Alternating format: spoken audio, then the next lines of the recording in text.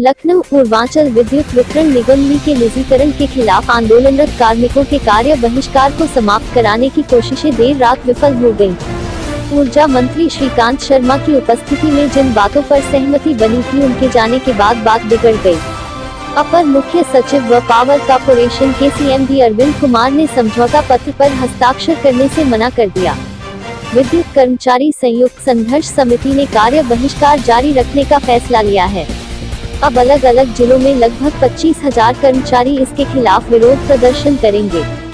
सोमवार रात 8 बजे से ही शक्ति भवन में कार्य बहिष्कार समाप्त करने के लिए संघर्ष समिति के पदाधिकारियों तथा पावर कॉर्पोरेशन के अधिकारियों की बैठक रात 8 बजे से चल रही थी। रात 10 बजे सूचना आई कि समझौता हो गया और कार्य बहिष्कार समाप्त। इसके कुछ देर बाद ही यह सूचना आई कि CMD ने हस्ताक्षर करने से मना किया। वार्ता विफल। वर्तमान व्यवस्था में ही सुधार करने की बातें थी। समझौते में कई चक्र वार्ता के बाद यह तय हुआ था कि पूर्वांचल या किसी अन्य क्षेत्र के विघटन या निजीकरण का प्रस्ताव सरकार की तरफ से वापस लिया जाता है।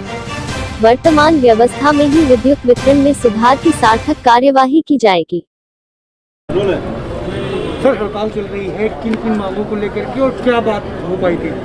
देखिए, पूर्वांचल विद्युत वितरण निगम के निजीकरण के विरोध में उत्तर प्रदेश के बिजली कर्मचारी शांतिपूर्ण ढंग से अपना विरोध कर रहे हैं। कल माननीय ऊर्जा मंत्री जी ने वार्ता के लिए बुलाया था।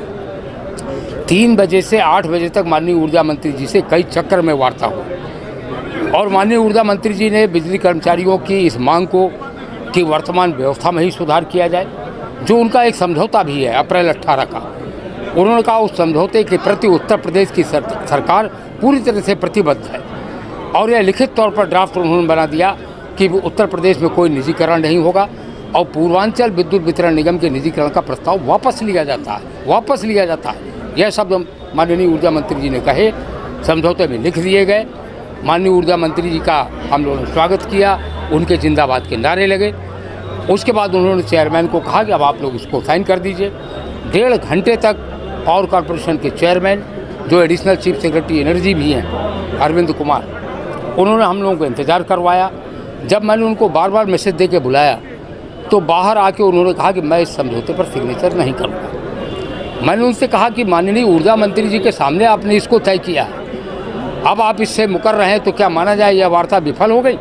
तो उन्होंने बहुत कैजुअली जवाब दिया कि हाँ, विफल हो गई। तो इस टकराव के लिए आज जो हो रहा है, इस टकराव के लिए केवल अरविंद कुमार जिम्मेदार हैं, जो अपर मुख्य सचिव ऊर्जा हैं, पावर कॉर्पोरेशन के चेयरमैन हैं। आज के टकराव की सारी जिम्मेदारी अरविंद कुमार पर है और मैं उत्तर प्रदेश के मुख्यमंत्री से और माननीय ऊर्जा मंत्री से मैंने सुबह ट्वीट करके मांग किया कि जो समझौता माननीय ऊर्जा मंत्री जी ने तय किया, उस समझौते पर सिग्नेचर हो, बिजली कर्मचारी शांतिपूर्वक अपना काम करें, जनता को कोई तकलीफ ना होने पाए।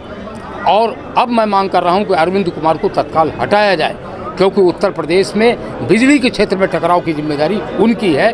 वह व्यक्तिगत रूप से हटवादिता पर अड़े हुए हैं। कल कई इलाकों की बिजली कटी रही, प्रदेश के कई जनपदों में 12-12 घंटे से बिजली नहीं आ रही है। देखिए, हम जनता की तकलीफ को समझ रहे हैं, इसलिए आज फिर मैंने लोगों से अपील की है कि पेयजल आपूर्ति कहीं संकट में न पड़ने पाए। अगर कहीं पेयजल आपूर्ति पर संकट आएगा, हम उस बिजली को जोड़ेंगे।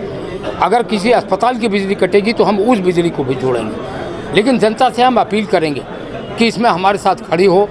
थोड़ी बहुत तकलीफ जनता को उठानी पड़ेगी, क्योंकि निजीकरण के बाद 10 रुपये प्रति यूनिट की बिजली मिलेगी। अगर उससे बचना है, निजीकरण एक कोड़ है, निजीकरण एक लूट है सार्वजनिक संपत्ति की, तो मैं आम जनता से अपील करता हूँ कि हमारे साथ खड़ी हो।